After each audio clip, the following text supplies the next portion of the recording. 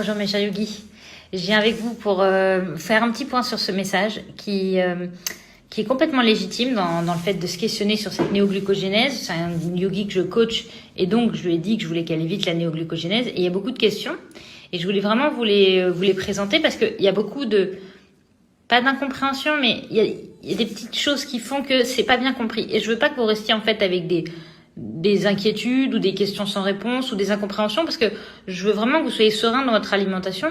Et si vous veniez à faire de la néoglucogénèse, c'est pas grave. C'est toujours moins gênant de venir faire de la néoglucogénèse parce que vous avez consommé trop de viande que de venir manger pléthore de fruits ou craquer pour un pain au chocolat alors même que vous l'aviez pas décidé. Vous voyez ce que je veux dire? Le fait de manger plus de protéines, c'est plus sain que de venir craquer sur un aliment sur lequel après on s'en veut. Donc je fais juste un petit point sur les différentes notions qu'elle a abordées. Tout d'abord, pourquoi éviter la néoglucogénèse? Alors, d'abord, moi je parlais vraiment de la néoglucogénèse par rapport aux protéines. J'essaye de vous aider à trouver vos apports de protéines idéaux. Et en réalité, à travers la surconsommation de protéines, ce n'est pas concrètement de la néoglucogénèse, c'est plutôt de la glycogénolyse. Pour aller plus vite, dans votre tête, je dis néoglucogénèse, mais c'est-à-dire que ça va générer une élévation de glycémie.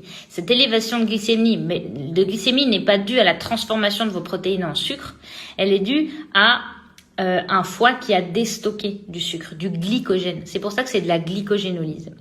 C'est beaucoup trop tôt. Si c'était de la néoglucogénèse, il y aurait une élévation de sucre dans le sang plusieurs heures après. Et généralement, vous l'observez une demi-heure à 1 heure après. Donc, c'est pas encore au niveau de l'intestin, c'est pas encore une transformation des protéines en sucre. C'est de la glycogénolyse par excès de quantité d'insuline dans le sang.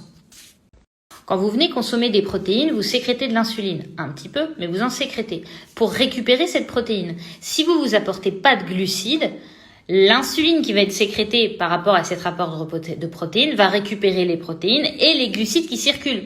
Donc vous allez voir réduire votre taux de sucre et réduire votre taux de protéines. Sauf qu'à un moment donné, il est trop bas le sucre en fait, puisque vous apportez pas de sucre et qu'il y a de l'insuline. Comme il est trop bas, votre organisme il demande au foie de libérer du sucre, du glycogène pour rehausser un petit peu cette quantité de sucre sanguin, parce qu'on peut pas être non plus à 0,3 ou 0,4. Donc le corps, il fait en sorte qu'on reste dans la bonne fourchette. Et donc, ça vous fait une élévation de glycémie. Pourquoi j'essaye de vous éviter ça? Parce que ça va générer des fatigues, des coups de chaud, des possibles petites fringales après manger, puisque comme vous allez augmenter votre sucre, vous allez avoir une variation de sucre qui va générer chez vous des faims réactionnelles. Donc, petite yogi, quand elle dit néoglucogénèse égale sécrétion d'insuline. Oui, parce que tout le sucre que vous allez délivrer dans votre sang va être appelé à être utilisé, pas dans sa totalité. C'est en ça que si c'est une toute petite néoglucogénèse ou glycogénolyse, il va y avoir une petite élévation, il va pas forcément y avoir d'insuline, puisque vous n'avez pas éclaté les scores en fait. C'est là où on voit la quantité de protéines qu'on consomme. On fait attention à pas trop en consommer pour pouvoir éviter de voir trop réduire protéines et glucides dans le sang, mais on en consomme quand même assez pour se doter de suffisamment de protéines. Donc, même s'il y a un manque de glucides et qu'il y a les protéines qui sont assimilées et qu'il y a une petite glycogénolyse, ça ne veut pas forcément dire qu'il y a insuline. Parce que si votre taux il était très bas et il remonte à la normale, il n'y a pas forcément de sécrétion d'insuline. Vous avez un taux qui reste correct dans le sang. Et enfin, dans sa deuxième partie de message, elle parle vraiment de néoglucogénèse. La transformation, la création de sucre à partir des muscles, à partir du gras du foie.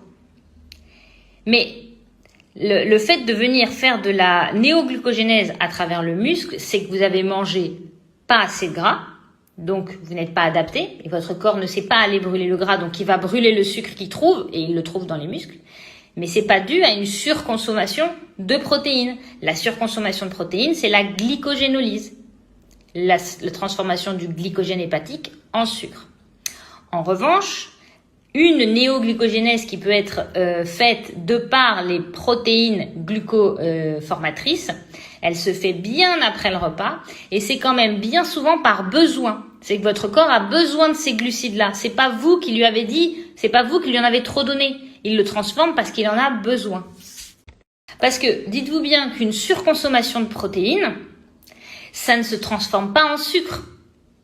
Ça se transforme en ammoniac. C'est la transformation des acides aminés dans l'intestin qui va se retrouver au final dans les urines sous forme d'ammoniac. Et c'est en cela que c'est dangereux de consommer trop de protéines pour éviter d'avoir trop d'ammoniac dans les urines et en fait trop d'ammoniac dans le corps. Parce qu'à partir de plus de 3 grammes de protéines par kilo de poids de corps, vous pouvez tirer sur vos reins et du coup avoir du mal à filtrer votre ammoniac et faire du coup une overdose d'ammoniac.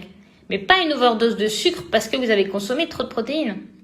Le trop de protéines, ça va être de la glycogénolyse 1 heure après le repas. La néoglucogénèse isodéprotéine, c'est parce que votre corps a besoin de ces glucides-là. C'est là qu'il va les chercher dans les protéines glucoformatrices qui ne sont pas présentes dans le muscle. Elles sont en circulation. Et s'il y a trop de protéines, c'est simplement éliminé sous forme d'ammoniac. Pour ce qui est de la néoglucogénèse issue des acides gras qu'on a retrouvés dans le foie ou dans les fesses, c'est la cétose, c'est la cétogénèse. On vient prendre le gras, on transforme les triglycérides en 3 molécules d'acide gras et 1 molécule de glycérol. Donc on fait un peu de sucre et on fait beaucoup de cétone. On fait beaucoup de gras qui vont être transformés en cétone. Et là, ça ne nécessite pas d'insuline, puisqu'il n'y a pas assez de sucre qui va se retrouver dans le sang pour faire de l'insuline. Et que le gras en grande quantité et les cétones en grande quantité comparés au glycérol vont être utilisés sans insuline. Donc il n'y a pas forcément une insuline parce qu'il y a une élévation de glycémie, il n'y a pas forcément de néoglucogénèse parce qu'il y a une élévation de glycémie, il n'y a pas forcément une néoglucogénèse parce qu'il y a trop de protéines. C'est plus complexe. Alors, j'ai dit à Setugui que je répondais en story parce que je voulais vraiment vous partager ces infos. Je sais que c'est pas simple. Je sais que c'est pas simple. Si vous avez des questions, vous n'hésitez pas à me les poser. J'y répondrai volontiers.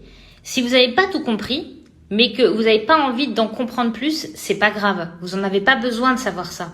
Il vous faut savoir votre quantité de protéines dont vous avez besoin, entre 100 et 150 grammes par repas. En général, c'est ça.